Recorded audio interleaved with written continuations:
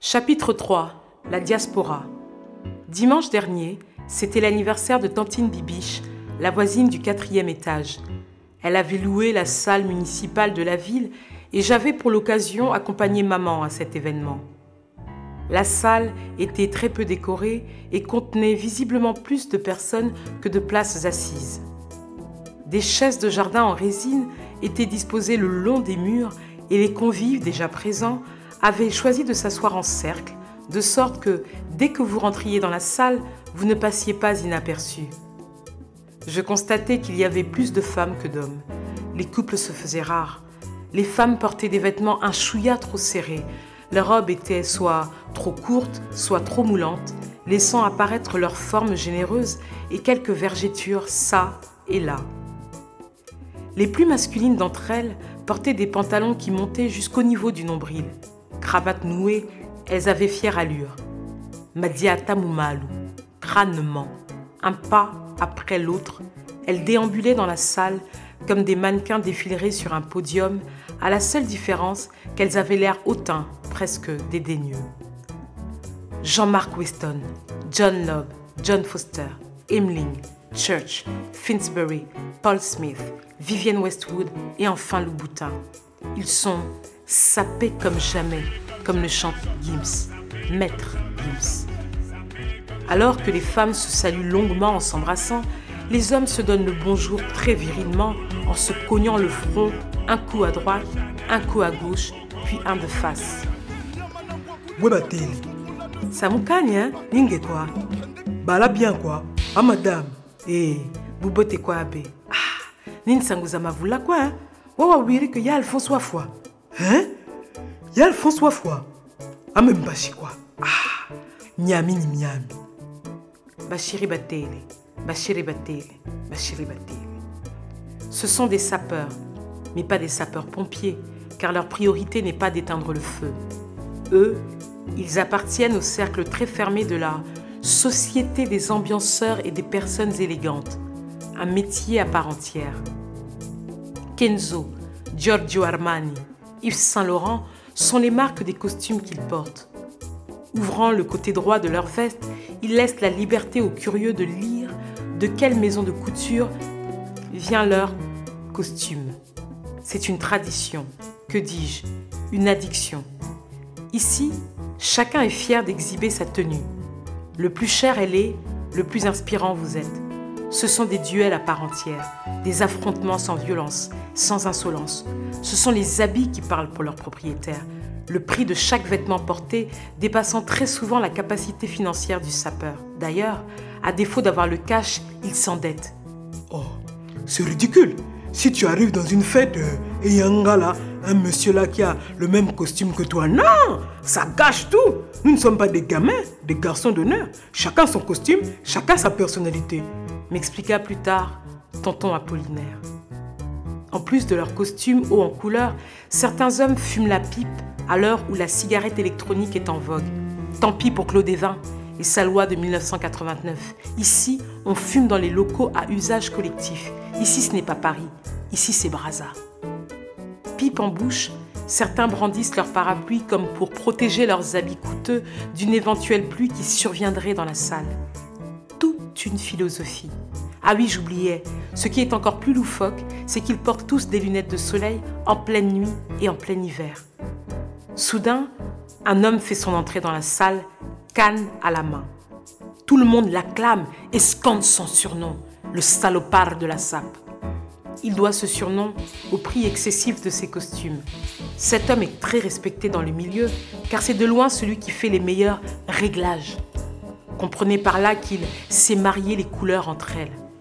Nombreux vivent confinés dans de petits appartements de la banlieue parisienne avec femmes et enfants, ou alors roulent dans de vieilles voitures au moteur essoufflé. Mais pour rien au monde, pourtant, ils ne cesseraient d'acheter ce type de vêtements au prix inabordable. N'y cherchez pas de logique, c'est une religion. Et comme toute religion, il faut faire un sacrifice. Ils renoncent alors au confort matériel et dilapident leurs économies pour soigner leur apparence. On ne vit qu'une fois, ma petite, me lance tonton Séraphin. J'étais curieuse, je ne comprenais pas. Je ne me sentais pas comme eux. Bien plus jeune que la majorité, certes, j'avais pourtant conscience de l'importance de l'argent.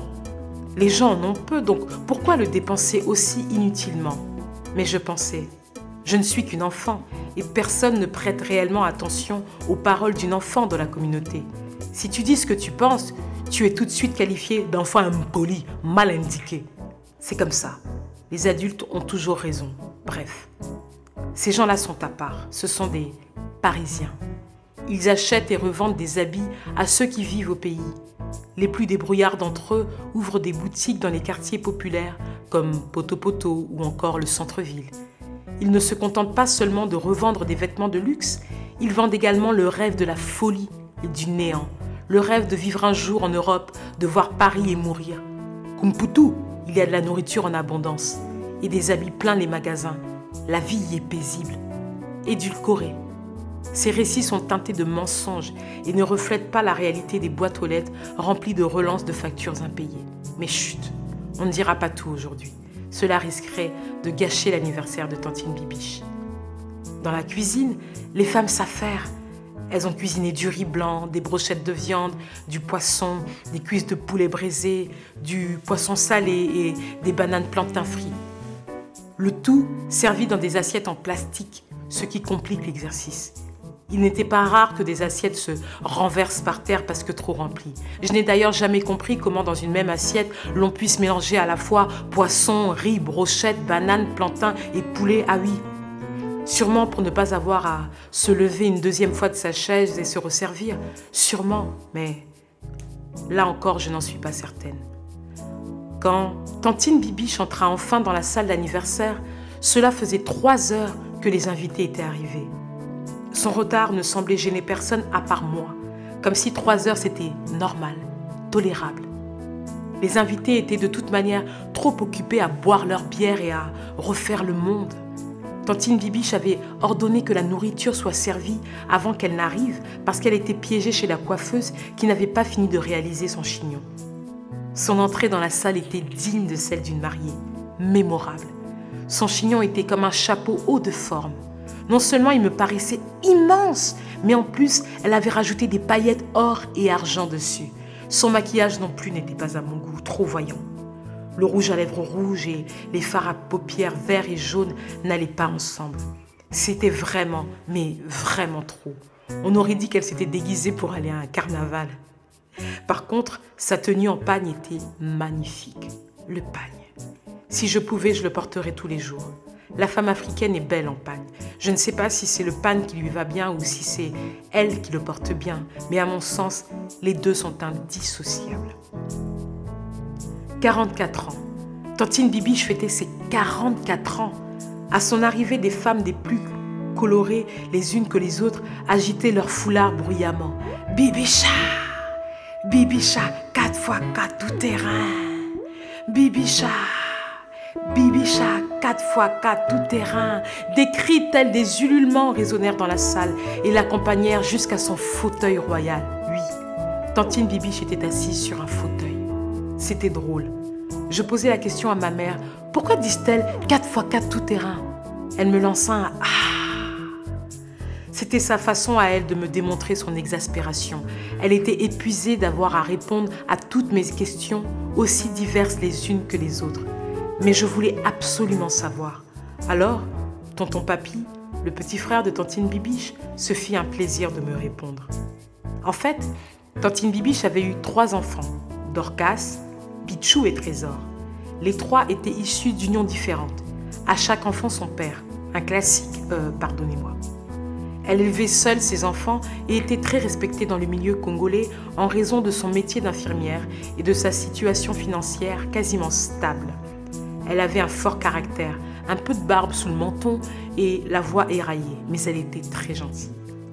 Souvent, elle nous donnait des médicaments, des compresses ou encore des serviettes hygiéniques très épaisses qui, je pense, étaient utilisées en milieu hospitalier comme des protections pour personnes âgées incontinentes. Bref, il nous était toujours profitable de les avoir en réserve, surtout en période de crise. Comprenez par cette expression quand les temps sont durs et les finances rares. Côté sentimental, elle avait réussi à surmonter toutes ces séparations sans trop de mal. En tout cas, c'est ce qu'elle disait à son entourage. Donc, 4x4 tout-terrain révélait son invincibilité, mon œil. Elle ouvrit le bal avec une chanson non des moins significatives de l'illustre Madilou System, dont le refrain chanté par tous disait «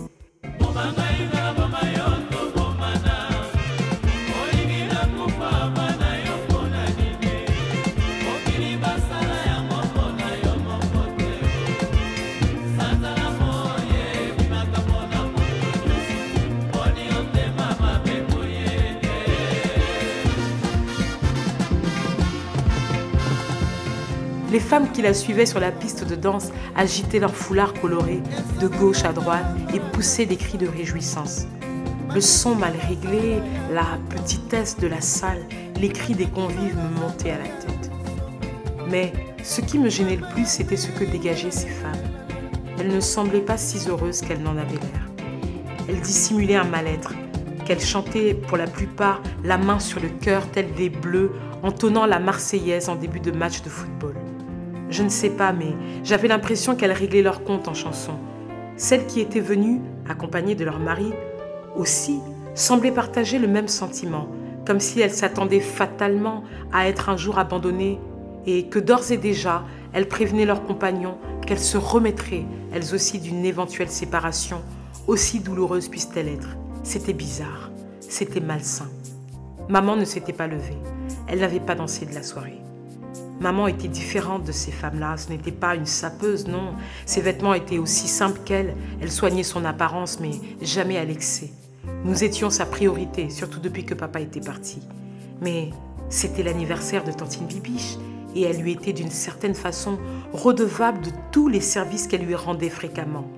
Je le sentais, mais je savais qu'elle n'en toucherait pas un mot. Pas ce soir, et même peut-être jamais d'ailleurs. Tantine Bibiche était la présidente de la tontine des Congolais de Noisy-le-Sec.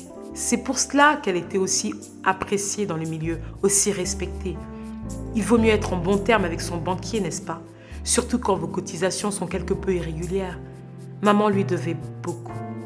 Pourtant, elle ne partageait pas leurs valeurs, leurs convictions. Elle observait tout.